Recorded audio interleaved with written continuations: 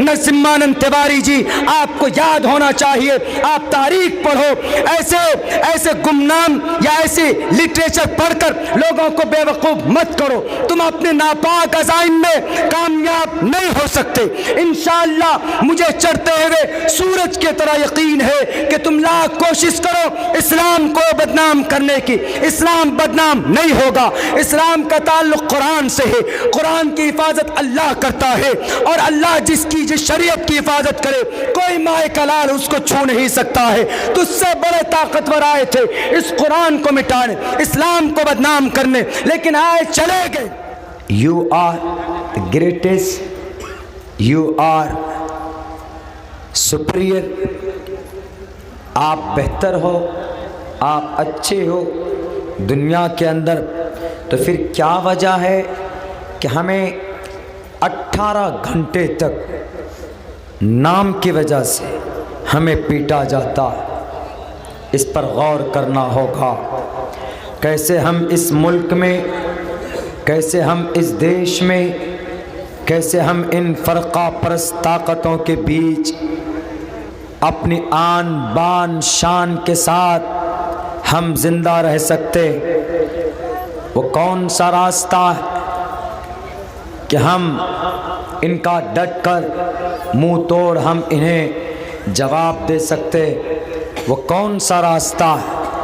मेरे भाइयों, मैं आजकल कुछ दिनों से मैं लोगों को यही बताने की कोशिश कर रहा हूँ कि हम जलसा करते हैं मस्जिद के ताल्लुक़ से, मदरसे के ताल्लुक़ से, उसमें कुछ अच्छे पैगाम हमारे कौम को मिलना चाहिए। सिर्फ 2 रास्ते अगर हमने और आपने अपनाए तो मैं आपको पत्थर पर लिख कर देने के लिए तैयार हूँ। अगर मेरी बात झूठी हो जाए तो मेरे मरने के बाद मुझे कब्र से उठाकर आप लाकर बताना कि अब्दुल्ला आपने झूठ बोला था, हमने वो काम किए। तब भी हम वी बिकम लूज़र, तब भी हम हेल्पलेस हैं। लेकिन इंशाअल्लाह मुझे अल्लाह के कुरान पर, मुझे अल्लाह की शरीयत पर, मुहम्मदुर रसूलुल्लाह के अहादीस मुबारका पर I believe completely and I trust completely. हमें विश्वास है कि अगर हमने उन दोनों रास्तों को अपनाया तो हम इस दुनिया में भी इज़्ज़त की ज़िंदगी गुजार सकते हैं, और यहाँ से जाने के बाद हम 100% हम कामयाब होंगे। वो 2 रास्ते क्या हैं? वो 2 रास्ते, पहला रास्ता तालीम का, एजुकेशन का। दूसरा रास्ता कौम के इत्तिहाद का। आपको पता होना चाहिए अल्लाह की ताकत के बाद इस ज़मीन पर इस कौम की सबसे बड़ी ताकत यूनिटी और इत्तिहाद। अगर आपके बीच इत्तिहाद नहीं, यूनिटी नहीं, अगर आपके बीच आप में इत्तिफाक नहीं है, आपको एग्ज़ाम्पल देकर समझाई जा सकती है ये बात। ये उंगलियां अलग अलग हैं, कोई भी पकड़ कर तोड़ सकता है, लेकिन जब इसके घूंसे बन जाए तो ये घूंसा किसी टकले के सर पर दें तो उसका भेजा बाहर निकल सकता।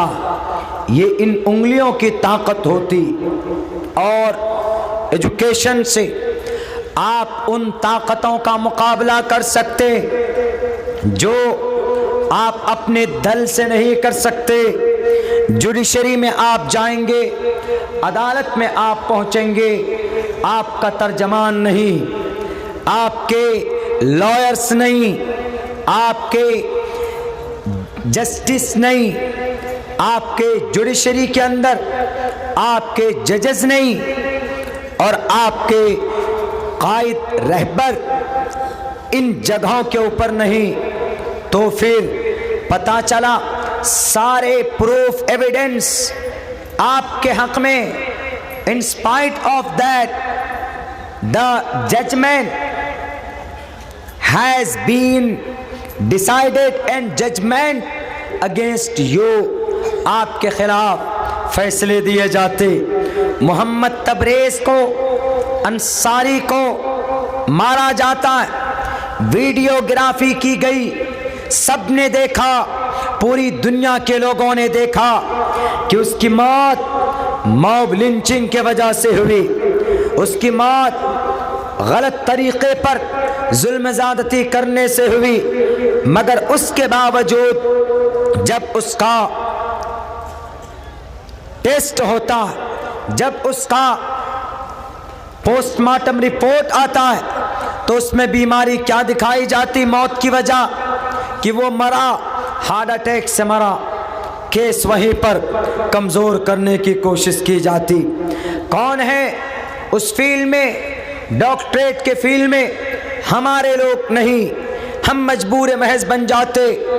आखिर हम उस रास्ते को क्यों नहीं अपनाते जिस रास्ते पर चलकर हम अपने हक को ले नहीं बल्कि हम छीनने का काम करेंगे।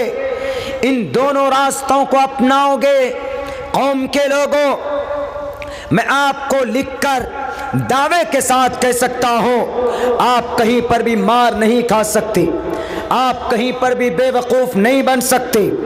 आप कह सकते हैं आन बान शान के साथ, कोशिश कर लो दुनिया वालों हमारे बुर्क़े पर पाबंदी लगाने की। अगर हमारा बच्चा पढ़ा लिखा होगा तो फ्रांस के उन जाहिलों को कहेगा कि तुमने बुर्क़े पर पाबंदी लगाई इसलिए कि ये यूनिफॉर्म है, इसलिए कि हमारी माँ और बहनों की ब्यूटी ढक जाती है। इस धरती पर फ्रांस वालों, अगर तुम्हारे दिमाग में अगर 350 ग्राम का वो जो भेजा है उसमें अगर ज़्यादा अकल है तो ज़रा बताओ तुम कि हमारी इस दुनिया के अंदर, इस धरती पर जिना के वारदात को कैसे कम किया जा सकता। पूछिए भारत के बड़े बड़े विद्वानों से, वो कहेंगे आई डोंट नो। आप पूछिए किताबों से, ऋग्वेद से पूछो कि जिना से कैसे बचें, नहीं बताएगा। बाइबल से पूछो कि जिना से कैसे बचें, नहीं बता सकता। आवाज़ था दसातीर से पूछो कि हम जिना से कैसे कौम के बच्चियों को बचा सकते, हम मनीषा जैसे वारदात को कैसे होने से रोक सकते, गुलनाज की इज्जत कैसे बचाई जा सकती थी। पूछो दुनिया के उद्योग और दुनिया के तरक्की याफ्ता कंट्रीज के लोगों से, कोई नहीं बता पाएगा। लेकिन अगर कहीं पर जिना से बचने का हल है तो वो सिर्फ इस्लाम के अंदर और कुरान करीम के अंदर। अल्लाह ने कहा कुल्लिल मुअमिनात यग़ज़ुज़्न मिन अब्सारिहिन, समाज की बेटियां निगाहें नीची कर ले, वक़र्न फ़ी बुयूतिकुन, गैर ज़रूरी काम के लिए बाहर जाए तो पर्दे में जाए, वरना अपने घरों के अंदर रहे।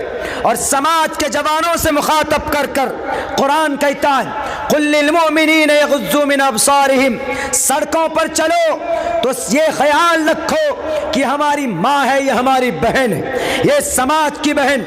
जब ये डिसिप्लिन कुरान के मुताबिक अगर हमारे समाज के दोनों तबके में आ जाता है, निगाहें मिलेंगी नहीं, बातें होंगी नहीं, चैटिंग शुरू नहीं होगी, आई लव यू का मैसेज ट्रांसफर नहीं होगा, डिलीवर नहीं होगा, तो जाहिर सी बात है तो फिर किसी लॉज में, किसी होटल में मुलाकात नहीं होगी।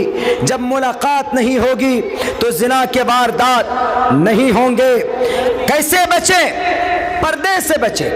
फ्रांस वालों बुर्के पर पाबंदी लगाओगे। फ्रांस वालों ने कल वोटिंग की, वोटिंग के जरिए से पर्दे के ऊपर, बुर्के के ऊपर पाबंदी लगा दीजिए।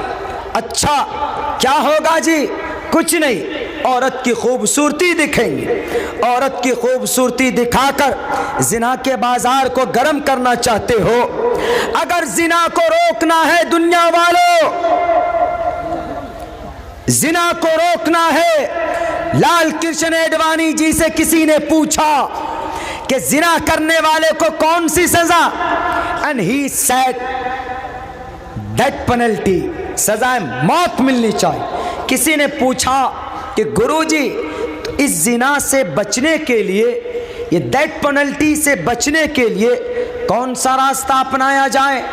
उन्होंने कहा वी डोंट नो, हम नहीं जानते। I don't have any idea, हमें इसके बारे में कुछ जानकारी ही नहीं है। कैसे बचें? कुरान कहता है, कुरान कहता है साफ लफ्ज़ों में, अपनी माँओं से, अपनी बहनों से, अपनी बेटियों से और अपने जवानों से अपनी निगाह की हिफाजत कर लो। अपनी ये अल्लाह ने जो आँखें दी, शुरुआत यहीं से होती, इसकी हिफाजत कर लोगे तो इंशाअल्लाह तुम बड़े गुनाह से बच सकते हो। लाल कृष्ण एडवाणी जी भारत के अंदर एक आए हैं 2-3 रोज पहले, एक बड़े संत जी, हमारे हिंदू भाई भी उससे नफरत करते। क्यों? उन्होंने ऐसे गलत बयानी की, मैं जवाब दूंगा और इन यूट्यूब चैनल के माध्यम से उनके कानों तक यह जवाब पहुंचनी चाहिए, ये दावा, ये चैलेंज उनके कानों तक जाना चाहिए। उन्होंने क्या कहा है? सबसे पहला जिहादी मोहम्मद थे और मोहम्मद ने नौज बिल्लाह नौकरी की, गुलामी की। उनके बाद फिर मोहम्मद ने किसी आदमी की हत्या की और उनके जायदाद पर कब्जा किया। ये इल्ज़ाम लगाने से पहले तुम्हारी जुबान क्यों गूंग नहीं हो गई?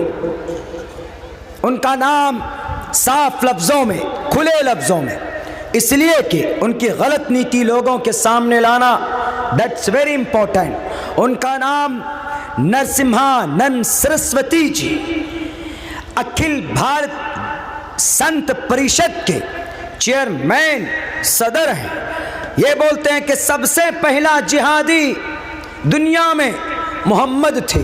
जिहादी का मतलब जानते हो? जिहाद का मतलब कोशिश करना होता है, मेहनत करना होता है, अपनी इज्जत बचाने के लिए, अपने घर की इज्जत व आबरू बचाने के लिए, अपनी शरीयत को बचाने के लिए, अपने धर्म को बचाने के लिए। अगर कोई मेहनत करता है, हाथ पैर चलाता है तो गुनाह नहीं, पाप नहीं है।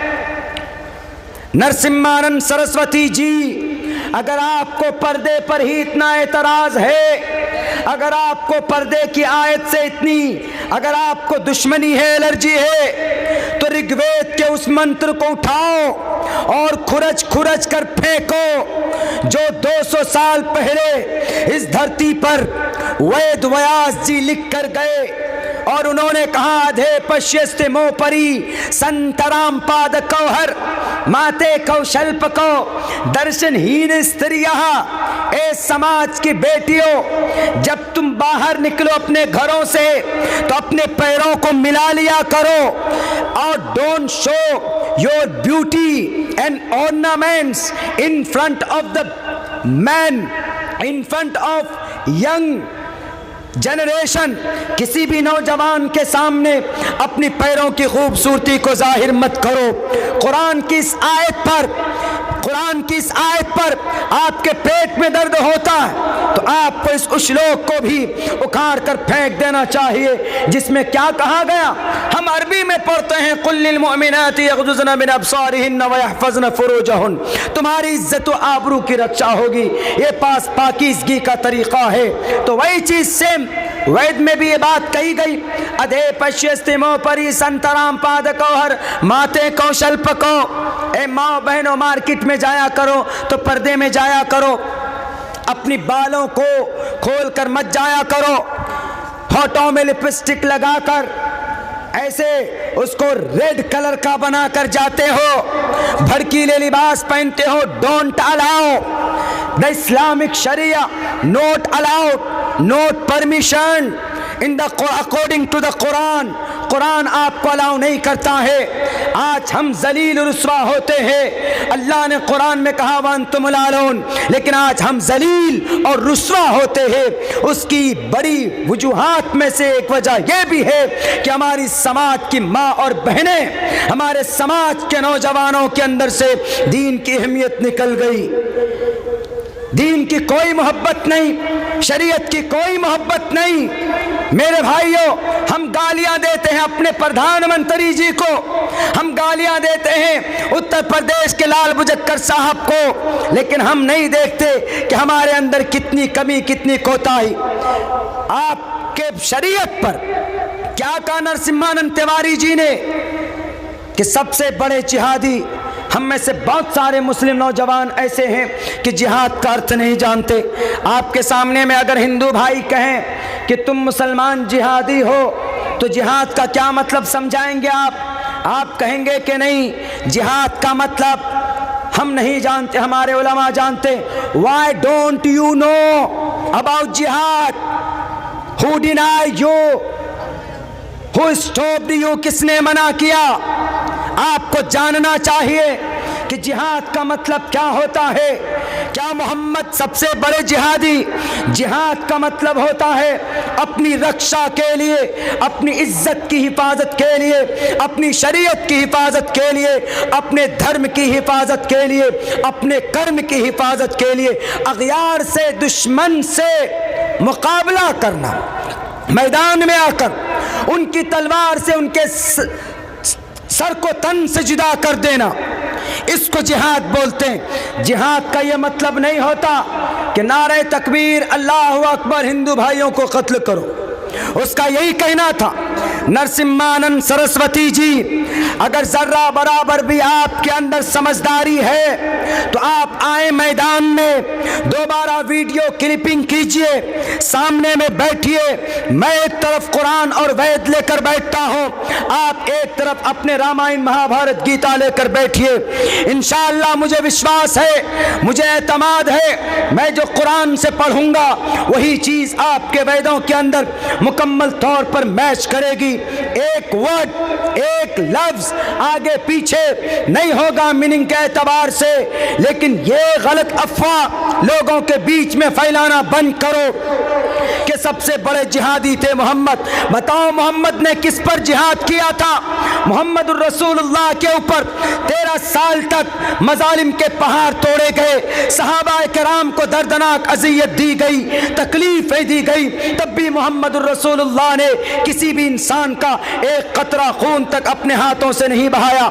इन्नल मुलूक इज़ा दखलू क़रियतन अफ़सदूहा। नरसिम्हानंद जी याद रखिएगा, 10,000 का लश्कर लेकर मोहम्मद चले थे मदीना से मक्का को फतह करने के लिए। सहाबा किराम के अंदर एक जोश थी, एक ताकत थी, और ये कह रहे थे इन्नल अल-यौम यौमुम मलहमा, आज गोश्त का दिन है। यानी आज कुफ्फार का, मुशरिकीन के, चेलों का, उनके गुलामों का आज एक एक की गर्दन उतारी जाएंगी। अल्लाह के नबी ने कहा, ए साथ तुम ये नारा क्यों लगाते हो? अल्लाह के नबी को जवाब दिया जाता है, ये अल्लाह के नबी आप भूल गए, ये वही लोग हैं जिन्होंने बिलाल हबशी को अजियत दी थी, ये वही लोग हैं जिन्होंने बीबी सुमैया को बीच से चीरा था। नरसिम्हानंद जी, ये आपको याद क्यों नहीं है? सहाबा को तकलीफ दी गई तब भी मोहम्मद रसूलुल्लाह खामोश रहे, सहाबा किराम को अज़ियत दी गई तब भी अल्लाह के नबी खामोश रहे। तुम कैसे इल्जाम लगाते हो? इतना मत गिरो, अपने ज़मीर को इतना मत बेचो कि इंसानियत भी शर्म करने लगे। क्या बोले आप कि बड़े जिहादी थे? अल्लाह के नबी ने कहा उन सहाबी को बुलाकर कि मेरे प्यारे सहाबा, क्यों तुम ऐलान करते हो अल-यौम यौमुम मलहमा? क्या आज हम मुकाबला करेंगे? हमारी तलवार होंगी, इनकी गर्दनें होंगी। इन्होंने कहा, सहाबी ने कहा कि अल्लाह के नबी आपको याद नहीं है, ये वही जगह है जहाँ पर आपका खून बहाया गया, जहाँ पर हजरत खब्बाब को इतनी तकलीफ दी गई, इतनी तकलीफ दी गई, अंगारों पर लिटाकर ऊपर से उनको रखा गया, अंगारे जलाकर पिघल पिघल कर खून और चर्बी अंगारे बुझ जाते थे। हजरत खब्बाब के सारे गोश्त सिर्फ हड्डी नजर आती थी। अल्लाह के नबी आपको वो दिन याद नहीं है? नरसिम्हानंद जी याद रखिए इन वाक़यात को, ये सीरत की किताबों में नहीं है, ये आपके शास्त्रों में है, ये आपके वेदात में है, जिसके अंदर कहा गया चतुर्भिर भ्रातृभिर्देव करिष्यामि कलिक्ष्यम। क्यों नहीं पढ़ते? क्यों नहीं आपके गुरु ने पढ़ाया? क्यों नहीं कहा मलेच्छ भाषा कीर्ता तैन वैद वाक्य प्राण मुखा? क्यों नहीं आपको याद है? आपको याद होना चाहिए। आप पहले जानकारी लीजिए, तब आप बैठकर अनाप शनाप बकिए। मोहम्मदुर रसूलुल्लाह ने उस सहाबी को बुलाकर कहा के साथ तुम ये नारा क्यों लगाते हो, अल-यौम यौमुम मलहमा?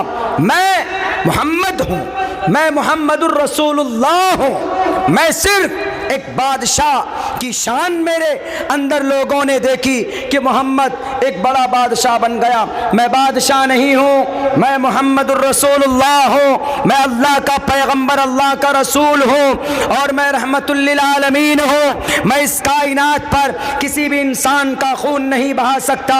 अल्लाह के नबी चाहते तो मुकाबला कर सकते थे, बदला ले सकते थे, लेकिन अल्लाह के नबी ने किसी से बदला नहीं लिया। नरसिम्हानंद जी, पता है, आप याद करना मेरे इन अल्फाज को, अपने शास्त्रों में कहा मोहम्मद ने सल्लल्लाहु अलैहि वसल्लम, इज़हबू व अंतुम तुलका ला तसरीब अलैकुमुल यौम। जाओ, आज किसी पर कोई जुल्म ज़्यादती नहीं होगी। मोहम्मद इब्न अब्दुल्ला आया है मक्का से, मदीना से मक्का को फतह करने, लेकिन मक्का की किसी बेटी को, किसी बेटे को, किसी औलाद को, किसी बच्चे को यतीम नहीं बनाया जाएगा। आज किसी बहन के आंचल उसके सर से नहीं उतारा जाएगा। किसी शौहर, किसी बीवी को बेवा नहीं बनाया जाएगा। आज सबको माफ करता हूं मैं। नरसिम्हानंद जी, आपने पढ़ा, आपको पढ़ना चाहिए। इल्जाम लगाने से पहले पढ़ना चाहिए। मैं जलसों में 100 मरतबा श्री रामचंद्र जी का नाम लेता हूं, कृष्ण जी का नाम लेता हूं, लेकिन मैं अदब के साथ लेता हूं। कोई भी, हमारे जितने भी अकाबरीन, हमारे जितने भी पूर्वज, सब ने नाम लिया है इज्जत के साथ। क्या? श्री रामचंद्र जी और श्री कृष्ण जी, विष्णु जी, विघ्नहर्ता गणेशा जी, ब्रह्मा जी, शिव जी, ऐसे बोलते। काल भैरव जी, दुर्गे माता जी, काले माता, काली माता, काली मैया, नाम इज्जत से लेते। भरे ही बहुत सारी देवमालाई कहानियां उनके अंदर ऐड की गई, लेकिन इज्जत के साथ हम नाम लेते। इतना ख्याल रखते हैं कि आपको तकलीफ ना पहुंचे और आपकी जुबान में लगाम नहीं। आपने फौरन कह दिया कि मोहम्मद पहले जिहादी थे इस दुनिया के अंदर, और 23 साल के अंदर इतना बड़ा इंपेयर खड़ा किया, इतना बड़ा इंपेयर 23 साल के अंदर कि सर का दर्द बना हुआ। क्या गलत बातें फैलाते। आप लोगों ने वो वीडियो सुना।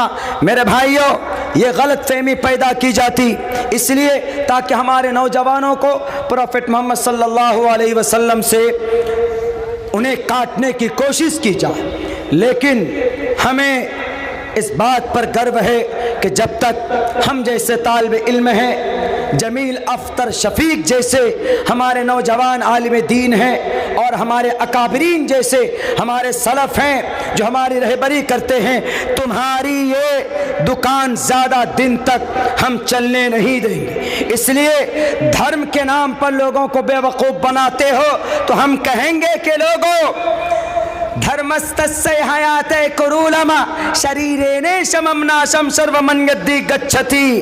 धर्म ही सब कुछ है। अगर धर्म के मुताबिक तुमने जिंदगी नहीं गुजारी इस धरती पर, इस पृथ्वी पर, तो मरने के बाद क्या लेकर जाओगे? इन गुरुजी के उपदेश को लेकर जाओगे? ये गुरुजी को तो गद्दियां चाहिए, आपको लड़ा देंगे, आप हत्या कर दोगे। तबरेज जैसे नौजवानों को, अखलाक जैसे बूढ़े आदमी को, अफराजुल हक जैसे एक बेचारे मजदूर को, और मोहम्मद अकरम को, मोहम्मद जुनैद को, मोहम्मद अखलाक को, मोहम्मद वसीम को, अब्दुल गफ्फार को, अब्दुल हलीम को, they are belong to Islam. इसलिए मारा गया कि इस्लाम धर्म से ताल्लुक़ रखते, मुसलमान से ताल्लुक़ रखते। क्या था उनका कसूर? ला इलाहा इल्लल्लाह बोलते हो, बोलो भारत माता की जय। अगर वो ला इलाहा इल्लल्लाह बोलता था तो क्या जुर्म है? ला इलाहा इल्लल्लाह तो संस्कृत जुबान में एकम्मा ब्रह्मा द्वितीय नास्ते का क्या मतलब? ला इलाहा इल्लल्लाह मतलब अल्लाह के सिवा कोई माबूद नहीं। एकम्मा ब्रह्मा द्वितीय नास्ते, ब्रह्मा मीन्स, ब्रह्मा का मतलब अल खालिक, अल खालिक का मतलब अल्लाह, वही बात है। एकम्मा ब्रह्मा द्वितीयो नास्ते, नहीं ना नास्ते किंचन, अंश मात्र भी, अंश के बराबर भी कोई दूसरा ईश्वर नहीं हो सकता। अगर मुसलमान अरबिक जुबान के अंदर ला इलाहा इल्लल्लाह पढ़ता है तो आप तो संस्कृत में पढ़ते हो। अगर मुसलमान अपने कुरान को अरबी में पढ़ता अल्हम्दुलिल्लाह रब्बिल आलमीन तो आप तो संस्कृत जुबान के अंदर पढ़ते हैं। हर पूजा को सफल बनाने के लिए ओम भूर्भुवस्सुवः तत्सवितुर्वरेण्यं भर्गो दिशि दिवस्य धीमहि धियो यो नः प्रचोदयात्। अगर मुसलमान अपने कुरान की रक्षा के लिए पढ़ता है ला तब्दील लिकलिमातिल्लाह वलन तजिद लिसुन्नतिल्लाहि तब्दीला, तो आप तो अपने संस्कृत में पढ़ते नकीरस्य परविनंति परतानि अदबधानी वरुणस्य वर्तानि।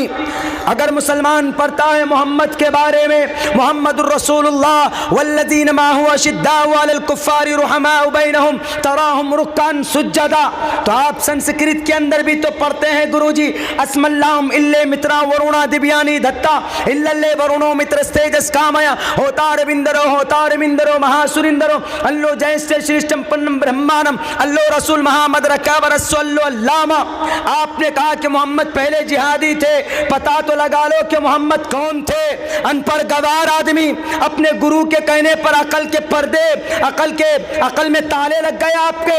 पता है मोहम्मद कौन थे? उठाओ भविष्य पुराण कौन के कहा गया मोहम्मद के बारे में, शंबल गराम गुख्य सबरा हमने सगहा तमन बबने विष्णु यशसा कल की प्रादुर्भविष्यति। शंबल अमल की जगह के ऊपर सोमवती के कोख से विष्णु यश यानी अब्दुल्ला के जरिए से वो कलयुग में आएंगे, उतार लेंगे। और बराहमणयस नरसिम्हानंद सरस्वती जी बराहमणयस ऊंची खानदान में आएंगे। लाओ बेटे, ऐसी नसब और ऐसे हसब और ऐसी सिफात का मालिक आज तक कोई माए का लाल पैदा नहीं हुआ, लेकिन हमारे नबी के अंदर ये पूरा मंत्र फिट आता है। ऊंचे खानदान में कौन पैदा हुए? मोहम्मद पैदा हुए। और अमन की जगह पर कौन पैदा हुए? मोहम्मद पैदा हुए। मोहम्मद के अब्बा का नाम अब्दुल्ला, मोहम्मद की अम्मी का नाम आमिना।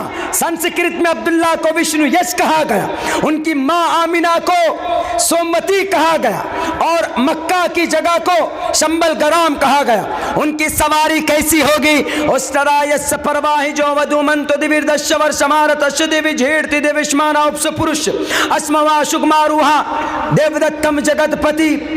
जगतपति इस दुनिया का मुहाफिज, दुनिया के इंसानों का केयर करने वाला कि काश के ये कलिमा पढ़ लेता, काश ये यहूदी मुसलमान बन जाता, काश ये यहूदी कुरान समझ लेता, काश ये यहूदी हदीस समझ लेता, काश ये यहूदी का खात्मा ईमान पर होता। ये ऐसे दर्द लेने वाले जगतपति, इस धरती का मुहाफिज, अश्वमा शुगमा रूहा, तेज रफ्तार सवारी मेराज पर गए थे बुर्राक में। बताओ ये सारी सिफात किनके हैं? अश्चो गुनाह पुरुषम दीपयंती। मैं आपके लिए तकरीर नहीं कर रहा हूं, ये तकरीर मेरी सिर्फ नरसिम्हानंद तिवारी जी के लिए, ताकि वो सोए रात को तो सपनों में अब्दुल्ला सालिम नजर आना चाहिए, आपके इस बोरियो का जलसा नजर में आना चाहिए, आप लोग नजर में आने चाहिए। वो सोचे कि मैं तो आज तक यही समझ रहा था कि मैं हूं सबसे बड़ा संत, लेकिन ये तो 23 साल का 32-33 साल का ये बच्चा हमसे ज्यादा इस अंतिम महर्षि के बारे में जानना। तुम भी मुक्ति नहीं पाओगे नरसिम्हानंदी, जन्नत तुम नहीं जा सकते, स्वर्ग तुम नहीं जा सकते जब तक हमारे नबी के दामन को नहीं थामोगे, इनकी शरीयत को नहीं मानोगे, इनकी लाई हुई शरीयत को फॉलो नहीं करोगे तो तुम भी नहीं जीत सकते।